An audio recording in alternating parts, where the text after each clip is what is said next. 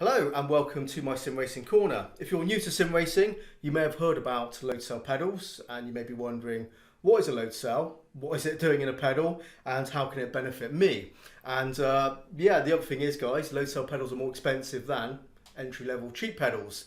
And therefore, you kind of want to know, is it worth it spending that much more money on something that may or may not give you an advantage? So that's the idea of this video, guys. So we have two pedal sets on my table here. First we have the Thrustmaster T3 PM pedal set, which is the cheaper of the two, and here we have the Thrustmaster T LCM pedal set. This one has the load cell, this does not. Okay, let's kick off with this pedal set first, then we'll talk about this one over here. So we have three pedals, each pedal has a sensor, and if we push the pedal, that gets sent to the game, and then you're going to get, in this case, the throttle input. So that's 0, so no throttle input. All the way is 100%. It's a linear sensor. If I want 50% acceleration, I push the pedal 50%. So the motion is a direct relation to how much input in the game.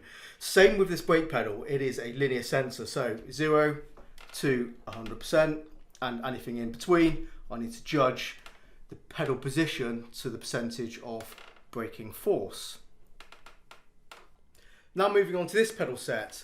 And this pedal set only has a single load cell, and that's on the brake pedal. You don't need a load cell on the clutch and you don't need it on the throttle. Essentially that pedal and this pedal are the same, as is that one and this one on this pedal set. The only difference is this here. You have the load cell and you have a linear sensor here, guys. The load cell is this silver cylinder here. So what a load cell is a measuring device. It's a scale, just like this scale for measuring luggage. So let me obviously demonstrate, guys. We can see I pull on the back with force and it is weighing that tension I'm pulling against the measuring device here inside. Simple. And it's exactly what's happening here. As I push on this pedal, as I apply pressure, that's weight. It is weighing my hand, or obviously it'll be my foot when it's in the sim rig, but it doesn't care about the position of the pedal. It cares about how much force is being pushed into the pedal. So it's basically using a different type of measure to affect the braking force that's being accepted by the game. And therefore what it's doing is emulating a real brake pedal. When you use a real brake pedal, you're pushing against it, you're feeling the pedal, you're feeling the resistance of the pedal, you're feeling your muscles tense. And it is a repeatable way to brake. It's something you can feel when you're driving your own car, you can feel it. And it becomes a very natural and intuitive way to slow down your car, apply the right amount of braking to control your deceleration. And that's exactly what a load cell is designed to do in a sim racing pedal set. You're using the same measure, muscle memory, to brake instead of you trying to work out what the position of the pedal is. And it's a lot easier, more precise to brake using a load cell by the force you're applying than it is by trying to work out the position of the pedal arm. And let me demonstrate this. This is kind of an easy way to kind of maybe show you this, guys. Again, let's get the scale out.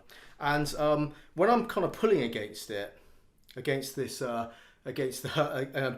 some tension into it, it's a sensation. I can feel how much stress there is in my finger, how much weight I'm pulling into it, and I should be able to kind of repeat the same motion over and over again and pull the same amount of weight every time after time, because I'm using a sensation of feeling that tension. And that's exactly, well, it's kind of stopped there, but that's fine, but you get the idea. And exactly what you're doing with this pedal. It is a sensation you're feeling for your foot, for your leg, and the resistance of the pedal is how you're braking. And it does allow you to brake with a lot more consistency, a lot more precise inputs. And you'll find your lap times will be quicker for it. You can brake later. You can modulate your braking a lot more easily when you're feeling that resistance from the pedal and the weight of your leg pushing into the pedal, because it's a learnt skill. It's muscle memory. Think about if you are playing basketball and you're throwing that ball trying to get it into the hoop. You learn how much weight, how much force you need to push into that ball to try and get it into the hoop, and it's a repeatable thing. It's a sensation you can feel in exactly the same way this brake works. So you will be quicker using a load cell than you will be using a linear sensor, because simply put, it's something that becomes very intuitive and natural when you're pushing into a load cell brake pedal. And that's it. That's why these exist, guys. That's why load cell pedals exist. And that's why, if you are getting into this hobby and you want to be serious about it and you want to be quicker on track, you want to be more competitive, then definitely think about upgrading your cheaper pedal set if you have one of those, and get yourself a pedal set with a load cell. And there you go, that's it, guys. I just wanted to hopefully explain that to you, and hopefully I did. So I'll be back soon with something new, and until next time, happy simming and bye bye.